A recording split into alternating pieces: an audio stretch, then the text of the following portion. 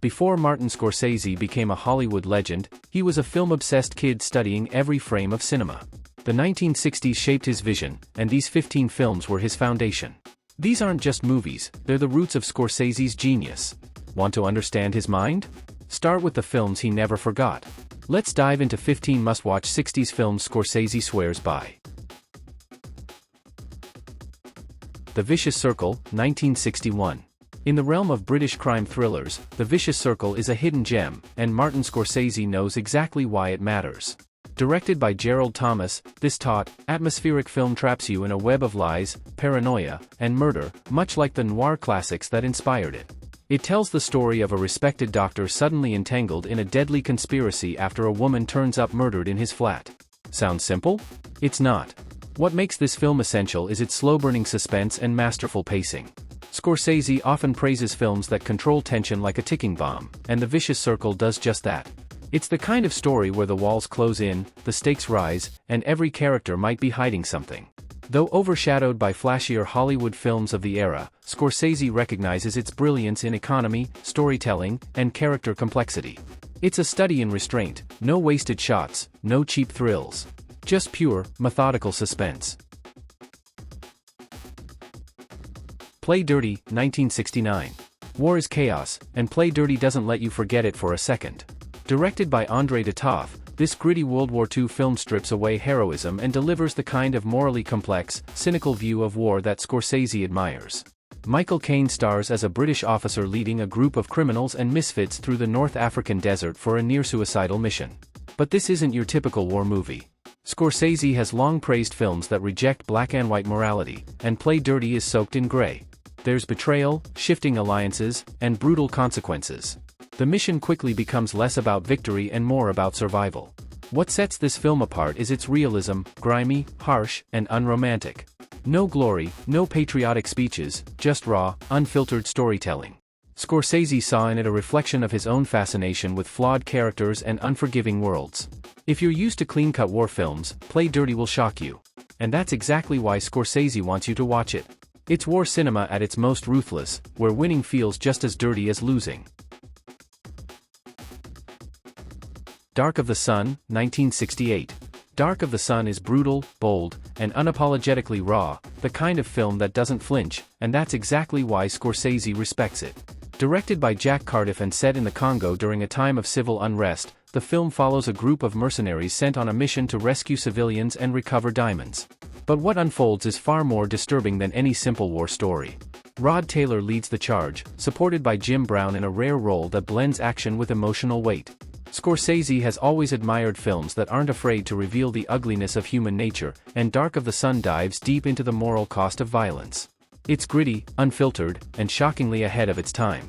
With graphic depictions of war crimes, betrayal, and racial tension, the film forces viewers to confront uncomfortable truths. The violence isn't stylized, it's ugly, and it lingers. Scorsese sees Dark of the Sun not just as an action film, but as a mirror of society's darkest instincts. If you want to understand his taste for hard-hitting realism, this is essential viewing. The Fall of the Roman Empire, 1964. Before Gladiator wowed modern audiences, The Fall of the Roman Empire laid the epic foundation, and Scorsese knows just how influential it was. Directed by Anthony Mann, this grand historical drama is more than just lavish sets and sweeping battle scenes. It's a powerful reflection on corruption, ambition, and the collapse of power, ideas Scorsese frequently explores in his own work. Starring Sophia Loren, Stephen Boyd, and Alec Guinness, the film charts the slow unraveling of Rome not through constant war, but through political decay and moral compromise. That slow burn is what Scorsese admires. The tragedy isn't in the bloodshed, it's in the choices made by men too blind or proud to stop it. Visually, it's breathtaking. The sets are monumental, the score is haunting, and the cinematography gives every scene a sense of imperial grandeur collapsing into ruin. It's history as Shakespearean drama, and Scorsese praises its ambition and philosophical depth. If you're looking for pure spectacle, this delivers. But if you're searching for the soul of Scorsese's epic storytelling influences, The Fall of the Roman Empire stands tall. One-Eyed Jacks, 1961. One-Eyed Jacks is a western like no other, and Martin Scorsese considers it a masterpiece. Directed by and starring Marlon Brando, this is the only film Brando ever directed, and it's bursting with his signature intensity. But this isn't a classic shoot-'em-up. It's a slow-burning tale of betrayal, revenge, and raw emotion. Brando plays Rio, an outlaw betrayed by his partner and left to rot in a Mexican prison. When he escapes, he returns not just for vengeance, but for something deeper, more conflicted. Scorsese has long admired films that break genre conventions, and One-Eyed Jack flips the Western on its head. It's psychological, moody, and deeply human. Visually, the film is stunning. Shot in glorious VistaVision, it blends the vast beauty of the American West with a haunting, almost dreamlike atmosphere. The characters aren't heroes, they're wounded souls navigating trust, guilt, and justice. Scorsese has praised the film for its emotional complexity and groundbreaking visuals.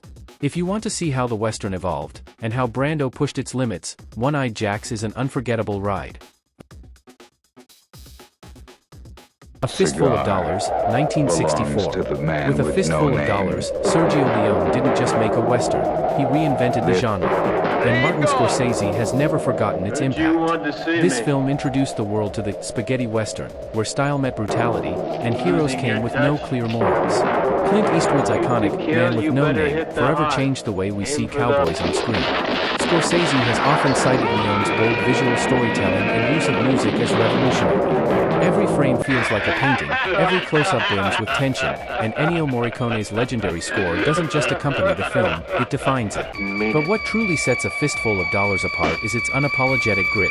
There's no polished hero, no clear justice, just a lone drifter manipulating two warring families for his own gain. It's dark, clever, and endlessly stylish. Scorsese admired how Leone fused art and pulp, creating something timeless. If you've ever loved a gritty anti-hero or slow-burning standoff, this is the film that started it all. For Scorsese, this wasn't just a Western, it was a cinematic awakening. The Haunting, 1963. The Haunting isn't your typical ghost story, it's a masterclass in psychological horror, and Martin Scorsese is a huge fan. Directed by Robert Wise, this film doesn't rely on cheap scares or flashy effects. Instead, it builds an unsettling atmosphere through subtle visuals, eerie sound design, and deep psychological tension. Based on Shirley Jackson's novel, the story follows a group of people investigating a supposedly haunted mansion, but what they find is far darker and more complex than mere spirits. Scorsese admires how the film explores fear not as something external, but as an internal, creeping madness. The film's use of shadow and silence creates a claustrophobic environment, where the mind becomes the scariest place of all. Julie Harris and Claire Bloom deliver haunting performances that blur the line between reality and nightmare. For Scorsese, The Haunting represents cinema's ability to terrify without showing. It's a slow, immersive experience that lingers long after the credits roll, a must-watch if you want to understand the art of suspense and psychological depth. The Innocence, 1961. The Innocence is a chilling journey into psychological horror, and it's one of Martin Scorsese's favorite hidden gems from the 60s. Directed by Jack Clayton and based on Henry James' novella The Turn of the Screw, this film is a masterclass in ambiguity and atmosphere. Scorsese admires films that engage the mind as much as the senses, and The Innocence does just that. It tells the story of a governess who becomes convinced the children in her care are haunted by sinister spirits, or are they? The film refuses to give easy answers, weaving tension through uncertainty and fear of the unknown. With haunting performances by Deborah Kerr and a haunting score, The Innocence creates an eerie, almost dreamlike mood. The black and white cinematography sharpens shadows, making every corner of the old mansion feel alive and threatening. For Scorsese, this film's power lies in its restraint and psychological depth. It's a slow-burn ghost story that stays with you, challenging what you believe about fear itself. A must-watch for anyone who loves classic horror with layers. The Trial, 1962. The Trial, directed by the legendary Orson Welles, is a surreal and haunting adaptation of Franz Kafka's novel, a film Martin Scorsese holds in high regard for its bold, experimental style and intense atmosphere. This movie plunges viewers into a nightmarish world where logic collapses, and the protagonist, Joseph K., is trapped in a confusing, oppressive legal system. Scorsese appreciates films that challenge traditional storytelling, and The Trial does exactly that. Its disorienting camera angles, shadowy lighting, and labyrinthine sets create a claustrophobic feeling, perfectly reflecting the absurdity and helplessness Kafka wrote about. Anthony Perkins delivers a chilling performance as Joseph K., embodying fear and frustration in a world that offers no answers. This isn't a conventional courtroom drama, It's a psychological thriller drenched in paranoia and existential dread. The film's ambiguity forces viewers to grapple with themes of power, guilt, and alienation. For Scorsese, the trial represents cinema's ability to provoke and unsettle, pushing beyond entertainment into the realm of profound art. It's a must-see for anyone intrigued by the darker corners of human experience. High and Low, 1963. High and Low, directed by Akira Kurosawa, is a gripping crime thriller that Martin Scorsese considers a masterpiece of storytelling and tension. Based on a true incident, the film explores a complex kidnapping case that tests morality, class, and justice in post-war Japan. The story follows a wealthy executive whose chauffeur's son is kidnapped by mistake. The executive faces a wrenching choice: pay the ransom and risk his company's future, or refuse and condemn an innocent child. Scorsese admires Kurosawa's ability to weave social commentary with suspenseful drama, creating a film that is both thrilling and thought-provoking. What sets High and Low apart is Kurosawa's masterful direction. Every frame is meticulously composed, building atmosphere and emotional weight without wasting a moment. The tension escalates steadily, keeping viewers on edge. For Scorsese, this film embodies cinematic craftsmanship, where the story, characters, and visuals merge seamlessly. High and Low isn't just a crime thriller, it's a profound exploration of human values and the consequences of choice. Cape Fear, 1962. Cape Fear, directed by J. Lee Thompson, is a tense and relentless psychological thriller that Martin Scorsese deeply respects for its gripping portrayal of fear and revenge. The film stars Robert Mitchum as Max Cady, a ruthless ex-convict hellbent on tormenting the lawyer who put him behind bars. What makes Cape Fear stand out, and why Scorsese champions it, is its intense atmosphere and character-driven suspense. Unlike typical thrillers, it delves into the dark psychology of obsession and the blurred lines between justice and vengeance. Mitchum's menacing performance brings a chilling unpredictability that keeps viewers on edge throughout. Scorsese appreciates films that explore flawed characters pushed to their limits, and Cape Fear delivers exactly that. Its tight pacing, shadowy cinematography, and moral complexity elevate it beyond a simple cat-and-mouse chase. This 1962 original version laid the groundwork for many modern thrillers and remains a powerful study in fear's corrosive power. For anyone wanting to understand suspense storytelling through Scorsese's eyes, Cape Fear is an essential watch. Contempt, 1963. Contempt, directed by Jean-Luc Godard, is a landmark film in the French New Wave movement and one that Martin Scorsese greatly admires for its emotional depth and cinematic innovation.